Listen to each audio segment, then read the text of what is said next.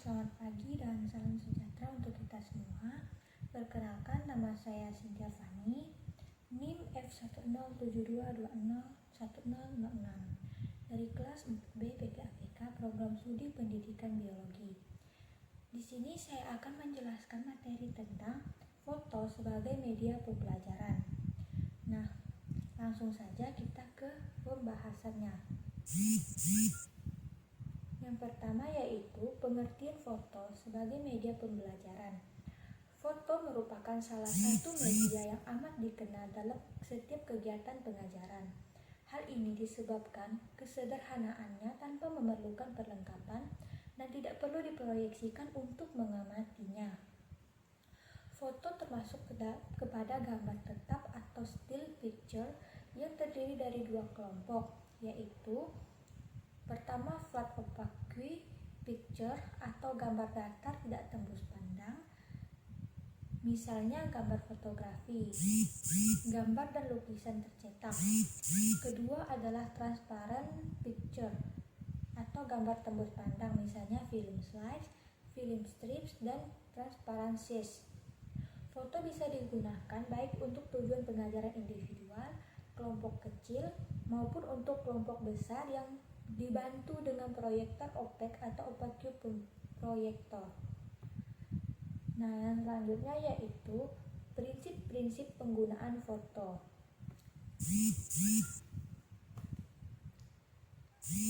Beberapa prinsip yang harus diperhatikan dalam mempergunakan foto sebagai media visual pada setiap kegiatan pengajaran antara lain, yang pertama yaitu pergunakanlah gambar untuk tujuan pelajaran yang spesifik, yaitu dengan cara memilih gambar tertentu yang akan mendukung penjelasan inti pelajaran atau pokok-pokok pelajaran. Tujuan khusus itulah yang mengarahkan minat siswa kepada pokok-pokok terpenting dalam pelajaran. Apabila tujuan instruksionalnya yang ingin dicapai adalah kemampuan siswa memperbandingkan kondisi kehidupan wilayah utara belahan bumi, di tengah-tengah daerah khatulistiwa, dan di wilayah selatan belahan bumi, maka pengelompokan gambar-gambarnya harus memperhatikan perbedaan yang jelas. Yang kedua, padukan gambar-gambar pada pelajaran karena keefektifan pemakaian gambar-gambar fotografi di dalam proses belajar mengajar memerlukan keterpaduan. Apabila gambar-gambar itu akan dipakai semuanya, perlu dipikirkan kemungkinan dalam kaitan-kaitan pokok pelajaran. Pameran gambar di papan pengumuman pada umumnya mempunyai nilai kesan impresi, sama seperti di dalam ruang kelas. Gambar-gambar yang real sangat berfaedah untuk suatu mata pelajaran untuk hal-hal yang sama di kemudian hari. Yang ketiga yaitu pergunakanlah gambar-gambar itu sedikit saja daripada menggunakan banyak gambar tetapi tidak efektif. Hematlah penggunaan gambar yang mengandung makna. Jumlah gambar yang lebih sedikit tetapi selektif lebih baik daripada dua tetapi menunjukkan gambar-gambar yang serabut tanpa pilih-pilih. Banyaknya ilustrasi gambar secara berlebihan akan mengakibatkan para siswa merasa dirongsong oleh sekelompok gambar yang memikat mereka tapi tidak menghasilkan kesan atau impresi visual yang jelas. Jadi yang terpenting adalah pemusatan perhatian pada gagasan utama. Sekali gagasan utama dibentuk dengan baik, ilustrasi tambahan bisa saja berfaedah untuk memperbesar konsep-konsep permulaan. Penyajian gambar hendaknya dilakukan secara bertahap yang dimulai dengan memperagakan konsep-konsep pokok yang artinya apa yang terpenting dari pelajaran itu. Lalu perhatikan gambar lain yang menyertainya, lingkungannya dan lain-lain berurutan secara lengkap. Yang keempat, kurangilah penambahan kata-kata pada gambar. Justru sangat penting dalam mengembangkan kata-kata atau cerita dalam penyajian gagasan baru. Misalnya ada pelajaran sejarah. Para siswa mempelajari gambar candi gaya Jawa Tengah dan Jawa Timur. Menjelaskan mengapa gambarnya tidak sama, apa ciri yang membedakan satu sama lain. Gurun bisa saja tidak mudah dipelajari oleh para siswa yang bertempat tinggal di lingkungan hutan tropis. Maka melalui gambar itu mereka memperoleh kejelasan tentang isian verbal. Yang kelima, mendorong pernyataan yang kreatif. Dengan memulai gambar-gambar, siswa akan didorong untuk mengembangkan keterampilan berbahasa lisan dan tulisan, seni grafis, dan bentuk-bentuk kegiatan lainnya. Keterampilan jenis keterbacaan visual dalam hal ini sangat diperlukan bagi para siswa dalam membaca gambar-gambar itu. Selanjutnya yaitu mengevaluasi kemajuan kelas, dan bisa juga dengan memanfaatkan gambar-gambar baik secara umum maupun secara khusus. Jadi, guru bisa mempergunakan gambar-gambar datar, slides atau transparan untuk melakukan evaluasi belajar siswa. Pemakaian instrumen tes secara bervariasi akan sangat baik dilakukan guru dalam upaya memperoleh hasil tes yang komprehensif serta menyeluruh.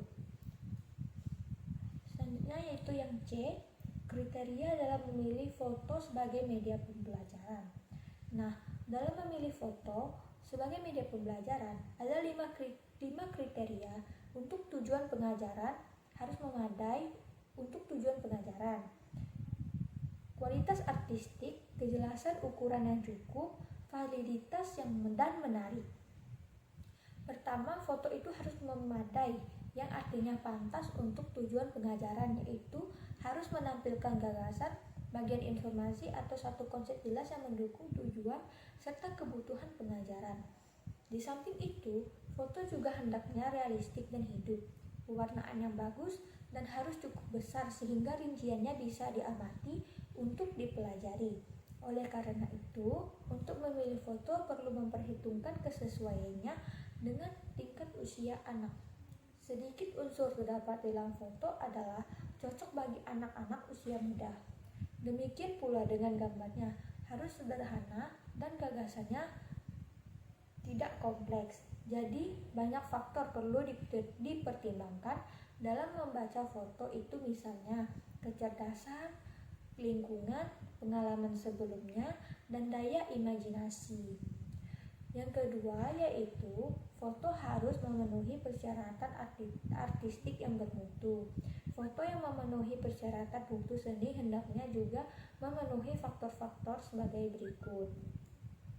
Yang pertama, komposisi baik merupakan ciri fundamental efektivitas gambar yang baik atau pengorganisasian keseluruh unsur-unsur gambar yang baik. Artinya, itu mempunyai pusat perhatian yang jelas sehingga memberikan keseimbangan sehingga kepada gambar secara keseluruhan, kedudukan dan arah garis-garis. Pemakaian cahaya bayangan serta pewarnaan, misi, pesan yang ingin dikomunikasikan bukan bersifat fisik. Keefektifan suatu gambar ditentukan oleh sejauh mana suatu gagasan dikomunikasikan melalui gambar itu. Yang kedua, pewarnaan yang efektif, yang berarti pemakaian warna-warni secara harmonis merupakan ciri kedua dari kualitas artistik suatu gambar. Gambar berwarna harus dipilih betul menurut kenyataan dan alamiah, misalnya merah, biru, hijau, dan violet. Warna-warna campuran hanya digunakan apabila ingin menonjolkan makna tertentu terhadap gagasan yang ditampilkan ke depan. Para siswa usia muda kurang memperhatikan warna-warna yang natural, alamiah, atau sebenarnya. Hal itu patut diketahui benar oleh seorang guru. Misalnya, mereka memberikan warna merah pada kereta api, pohon-pohon ungu, bergantung pada spontanitas ekspresinya. Fungsi utama pada gambar adalah kesan realismenya yang memikat perhatian. Yang ketiga, teknik merupakan ciri yang ketiga dari gambar yang baik untuk tujuan pengajaran. Teknik pemotretan yang unggul bernilai dari komposisi dan pewarnaan. Ketiga, foto untuk tujuan pengajaran harus cukup besar dan jelas.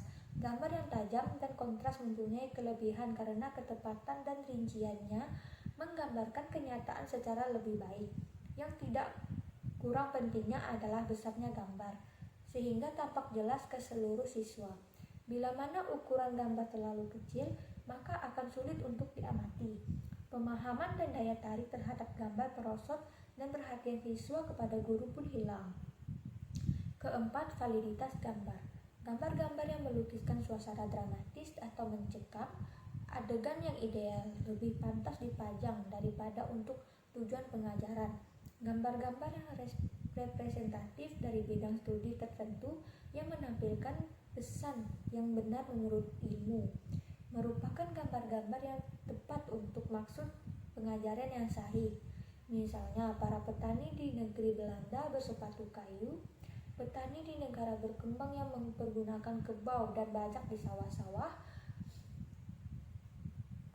jalan-jalan lanyang di kota-kota besar, semua itu ditampilkan sebagaimana adanya, tidak perlu didramatisasi.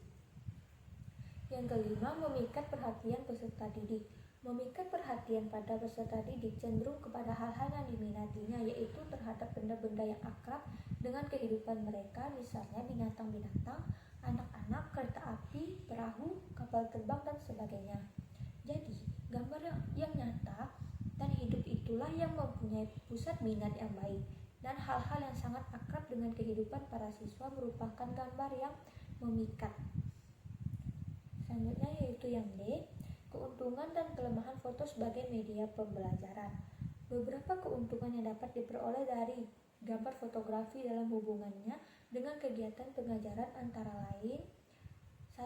Mudah dimanfaatkan di dalam kegiatan belajar mengajar karena praktis tanpa memerlukan perlengkapan apa-apa.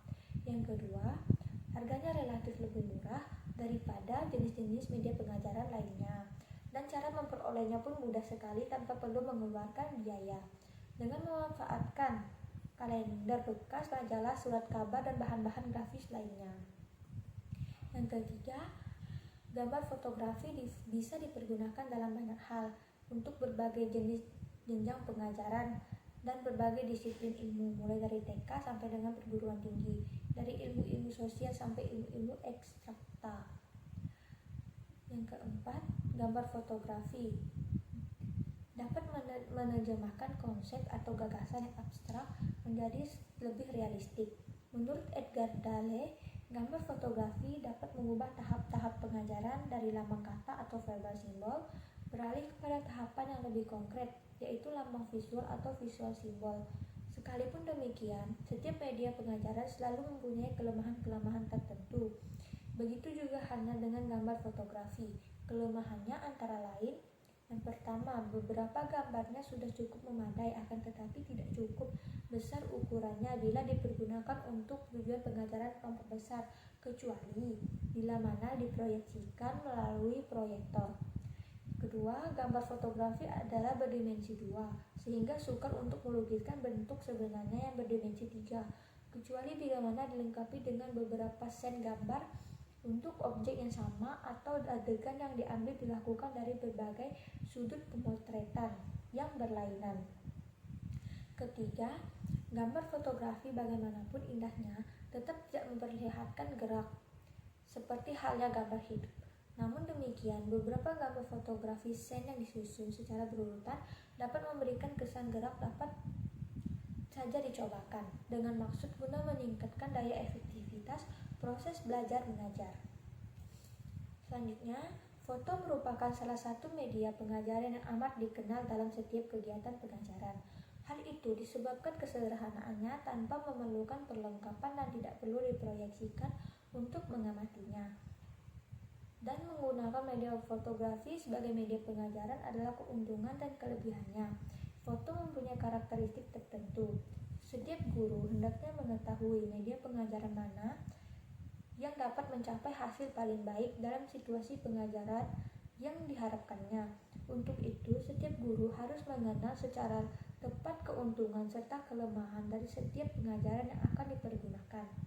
Dalam memilih foto ada 5 kriteria untuk tujuan pengajaran, yaitu harus memadai untuk tujuan pengajaran, kualitas artistik, kejelasan dan ukuran yang cukup, serta validitas yang menarik. Baiklah, sekian materi media pembelajaran foto yang dapat saya sampaikan. Kurang dan lebihnya saya mohon maaf.